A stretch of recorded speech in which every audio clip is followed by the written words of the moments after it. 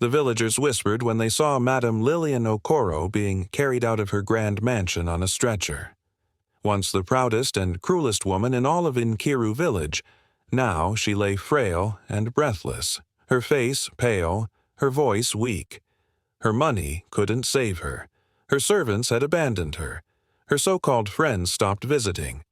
But, as fate would have it, the only person willing to step forward that day was the one she had once called worthless, her former maid, Amadi.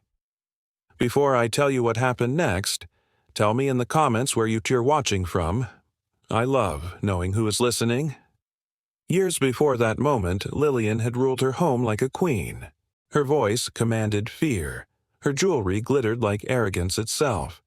She often reminded her staff of their place, especially Amadi, a quiet young woman from a poor family. "You should be grateful I even let you inside my house," Lillian would sneer as Amadi scrubbed the marble floors on her knees. "You'll never be more than a servant." Amadi would lower her eyes and whisper, "Yes, ma'am," but in her heart she carried dreams, not of riches, but of dignity. Every evening, after the mansion lights went out, she studied medicine from old books borrowed from the village library. She wanted to become a healer one day, to treat the poor who couldn't afford doctors. But Lillian found out, and laughed. "You, a healer? You can't even heal your own poverty." Those words stayed with Amadi for years. One rainy night, Lillian accused Amadi of stealing a golden bracelet. It wasn't true, but no one dared speak against the madam. Amadi was thrown out, humiliated, and left to wander into the storm with only her torn clothes and her broken heart. But the world has a strange way of turning circles. 5 years passed. Amadi, through grit and sleepless nights, earned a scholarship from the village elders who had seen her potential. She studied herbal medicine under a healer from another town. Her name began to spread, the kind-hearted woman who could cure the sick without turning anyone away. Meanwhile, Lillian's wealth grew, but her peace vanished. Her husband died suddenly. Her children moved abroad, and soon her health began to fail. Strange fevers, trembling hands, a sickness that no doctor could name. One by one, her servants quit, unable to bear her moods or her failing body. Until one morning, she collapsed in her garden, and the only person who answered her desperate cry was Amadi. The villagers watched in stunned silence as Amadi entered the mansion, the same place she'd once been cast out of like dirt. Dust floated in the sunlight as she walked through the hallway, her steps steady, her face calm. Lillian's eyes widened when she saw her. "You," she rasped. "What are you doing here?" Amadi bowed slightly. "I came because someone said you needed help." Lillian's lips quivered. "You should hate me." Amadi looked at her with gentle eyes. "Hate doesn't heal, madam. Love does."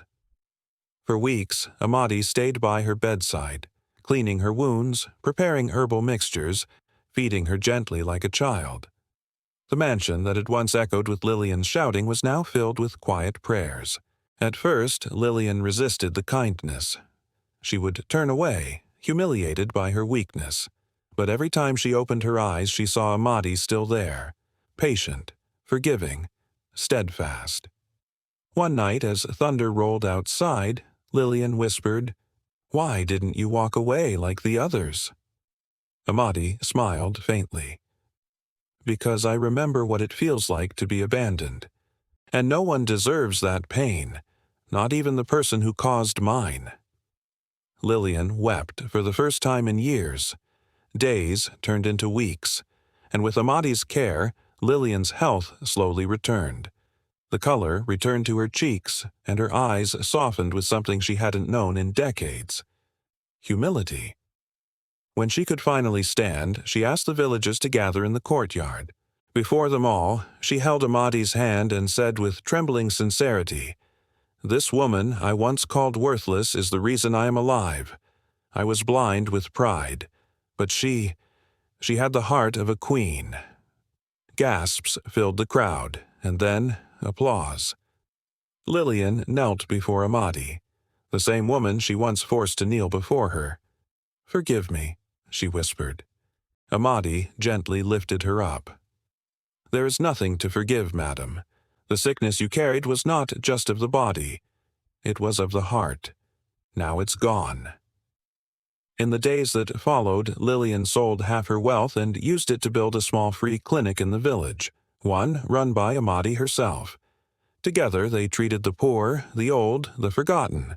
People who once feared Lillian now spoke of her transformation with awe, but everyone knew it was Amadi's light that had shown her the way.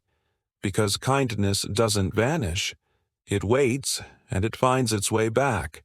And sometimes the person you cast aside becomes the one sent to save you.